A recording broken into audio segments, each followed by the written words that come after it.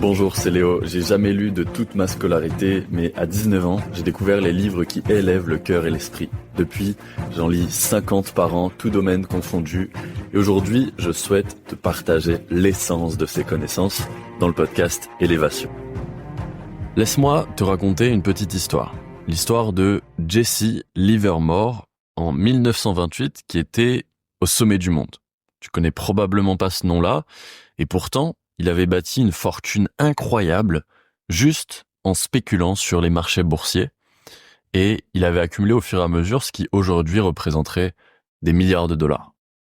Mais en 1940, soit l'équivalent juste de 12 ans plus tard, il était complètement ruiné, il était dépressif et incapable de comprendre comment il avait pu tout perdre en si peu de temps. Et donc, il a mis fin à ses jours.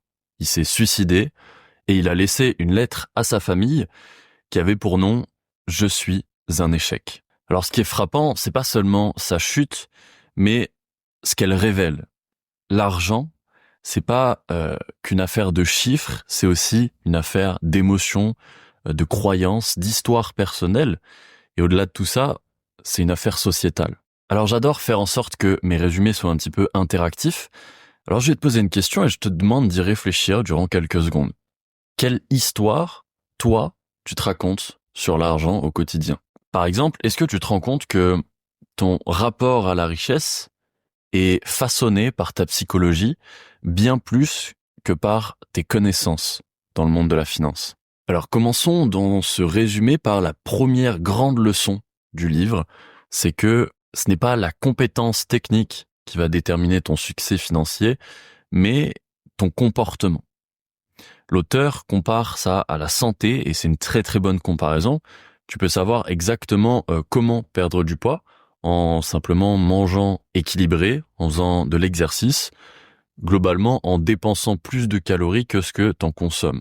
Mais ça sert absolument à rien si t'as pas la discipline d'appliquer ce genre de principe sur du long terme.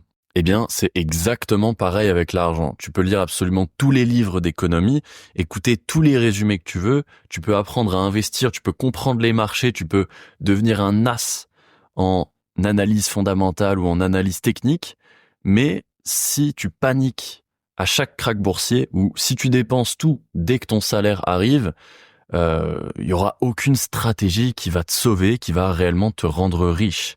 En fait, gagner de l'argent, le faire fructifier et, in fine, devenir riche peut se résumer en quelques principes simples que tu peux appliquer dans ta vie, peu importe ton QI, peu importe ton niveau d'éducation, peu importe tes études. En fait, l'argent est accessible et bien plus accessible que ce qu'on a tendance à croire. Par exemple, on peut parler d'un concierge qui s'appelait Ronald Reed, qui gagnait un salaire très modeste toute sa vie. Il a gagné ce salaire et il est mort pareil, très modestement. Puis on s'est rendu compte, à sa mort, qu'il détenait une fortune de 8 millions de dollars. Comment il avait fait pour amasser cette fortune? Eh bien, il avait juste investi patiemment durant toute sa vie, investi dans des bonnes actions qui pensaient sécures sur le long terme, et il a laissé tout simplement le temps faire son travail. C'est ça le principe d'un bon investissement. Et c'est comme ça que Warren Buffett a généré une fortune aujourd'hui colossale, c'est qu'il a compris ces principes très simples. Et pendant le temps où Ronald Reed investissait sa modeste argent, il y avait des banquiers, il y avait des investisseurs qui étaient bien plus éduqués que lui et qui ont perdu des millions de dollars au fur et à mesure du temps, simplement parce que ils se sont laissés emporter par leurs émotions. Et ça, en investissement, c'est l'une des premières règles, c'est d'essayer de dissocier ses émotions dans une prise de décision. Donc la richesse, c'est pas une affaire de QI, c'est une affaire de comportement et de croyance également. Alors pourquoi certaines personnes voient l'argent comme une opportunité alors que d'autres le considèrent comme une source de stress? Eh bien, tout va dépendre de ton vécu, évidemment. Si tu as grandi dans une période prospère, tu seras peut-être plus enclin à prendre des risques financiers parce que tu as vu que tout finit par s'arranger. Alors que si tu as grandi pendant une crise économique ou même à l'échelle individuelle dans une famille pauvre qui a eu du mal à remplir le frigo, tu seras probablement un petit peu plus prudent, voire méfiant envers tes propres investissements. L'auteur explique que nos expériences personnelles ne représentent en fait qu'une infime partie de l'histoire économique mondiale, mais elles influencent toujours nos décisions comme si elles étaient des vérités universelles. En fait, pour te donner une métaphore, c'est un peu comme si tu jugeais l'océan entier en te basant sur une seule journée passée sur la plage. Ta vision, elle est extrêmement limitée, mais elle va guider absolument toutes tes décisions. Et c'est ce que la plupart des gens font dans leur vie financière, dans leur vie économique. Si le résumé te plaît jusque-là, je te demande de me laisser un avis, s'il te plaît. Ça va beaucoup m'aider à me faire connaître. Merci. Ensuite, l'un des messages clés du livre, c'est que épargner est toujours beaucoup plus important que gagner beaucoup. Pourquoi ? Eh bien parce que l'épargne va te donner la liberté, l'épargne ou l'investissement. Le fait d'avoir une certaine épargne de côté va te permettre de prendre des décisions sans être sous une sorte de pression d'urgence financière. En fait, si tu commences par créer une réserve de sécurité, en investissement c'est très connu, moi c'est ce que j'ai fait quand j'ai démarré, tu vas être beaucoup plus serein en fait à investir de l'argent pour le voir fructifier sur le long terme, sans être attaché émotionnellement à cet argent. L'auteur utilise une métaphore assez sympa. Imagine en fait l'épargne, c'est un petit peu comme un parachute. Tu sais jamais vraiment quand t'en auras besoin, mais le jour où tu décides de sauter de l'avion, ou le jour où on te force à sauter de l'avion, tu seras absolument toujours heureux d'avoir ce parachute de côté, et tu pourras le déployer à ce moment-là pour être serein. Prenons l'exemple d'un couple ordinaire qui a réussi à prendre une retraite anticipée. Ils n'ont pas gagné à la loterie pour le faire, ils n'ont pas hérité d'une fortune, ils ont simplement vécu en dessous de leurs moyens, année après année, en économisant régulièrement des sous de côté, qui ont pu faire fructifier avec le temps. Donc la clé, c'est pas combien tu gagnes, c'est combien tu gardes.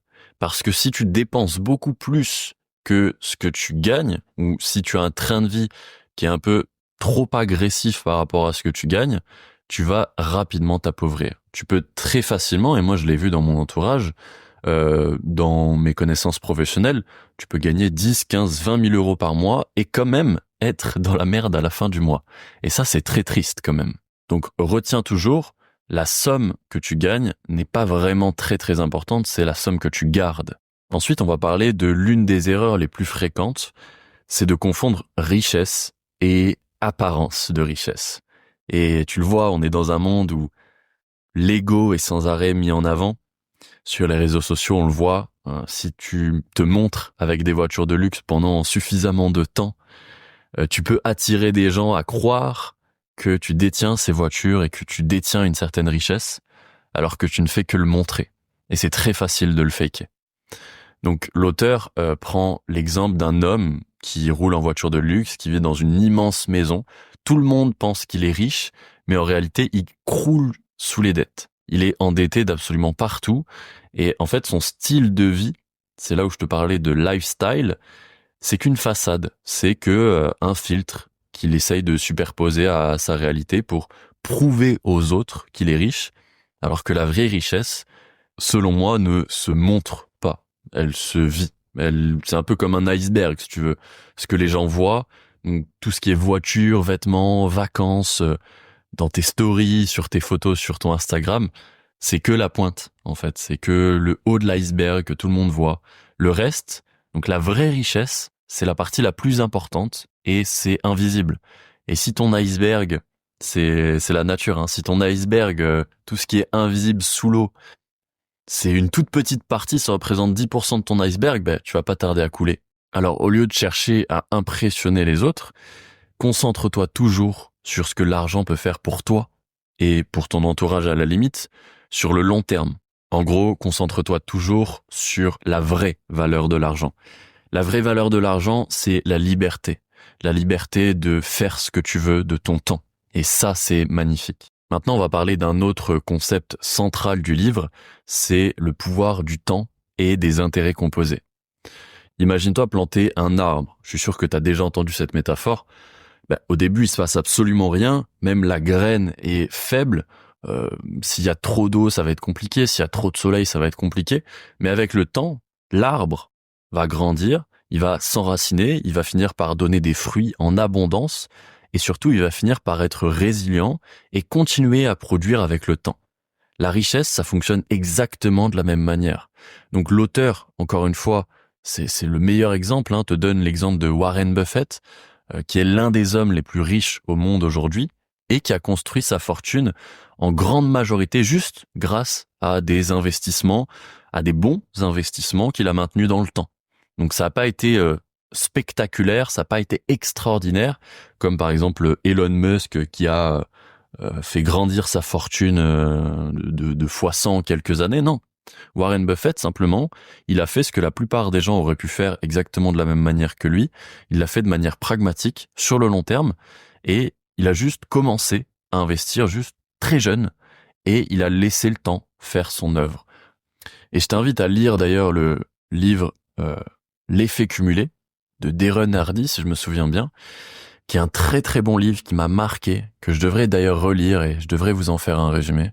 Je sais pas si je l'ai pas fait d'ailleurs, je sais plus. Mais c'est un très très bon livre qui vous explique justement le pouvoir des intérêts composés. En fait, la vraie richesse, c'est la patience. C'est tout le temps que tu vas laisser à ton arbre pour grandir. Alors, il y a une question qui revient très souvent sur la table. Est-ce que l'argent peut acheter le bonheur ? C'est un peu une question bateau pour moi aujourd'hui parce que j'ai la réponse depuis très très longtemps.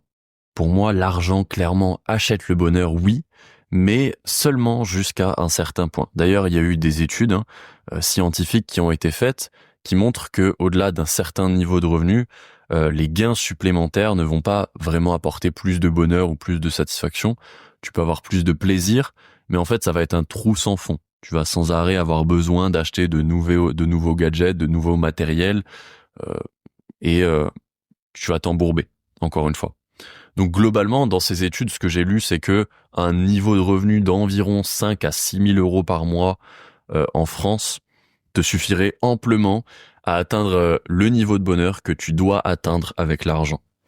Bon, 5 à 6 000 euros, c'est pas non plus si simple que ça, mais il y a quand même des solutions pour les atteindre, notamment faire du business.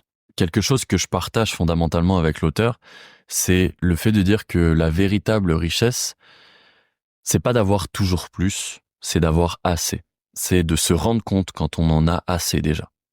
Est-ce que tu as besoin d'un yacht, d'un avion privé pour être heureux, ou est-ce que la liberté de passer du temps avec tes proches, avec ta famille, de passer des expériences un petit peu partout dans le monde, d'enrichir ton expérience de vie, c'est quoi, qu'est-ce qui compte le plus entre ces deux choses-là?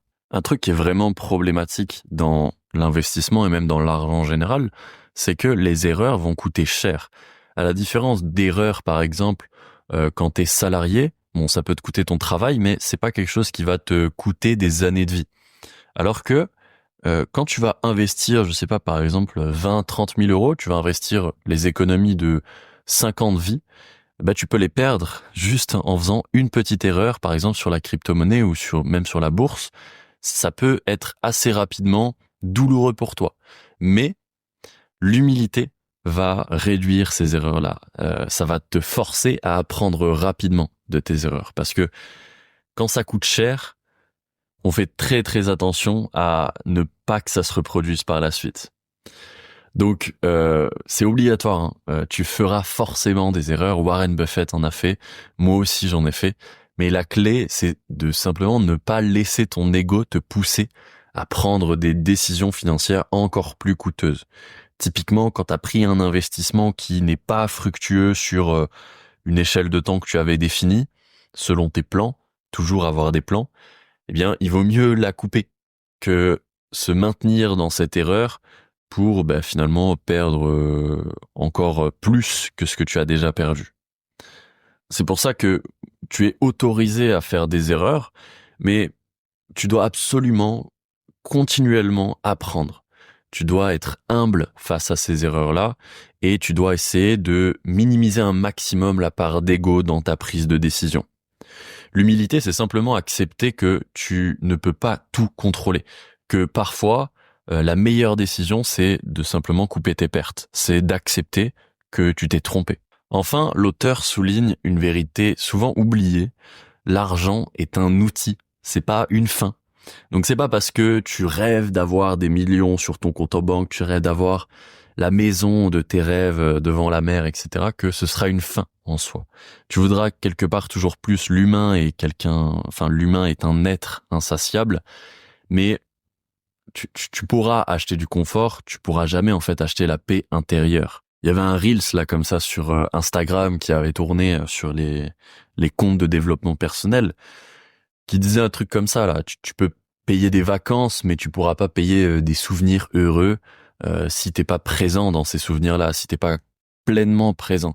Donc la vraie richesse, c'est pas d'acheter plein de choses, c'est pas d'avoir tout le confort que tu souhaites, c'est simplement d'utiliser l'argent pour aligner ta vie avec tes valeurs.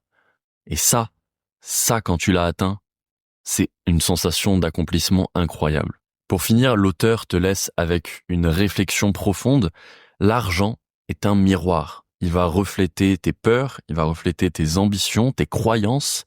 Donc apprends à te connaître d'abord et tu finiras par comprendre comment mieux utiliser ton argent.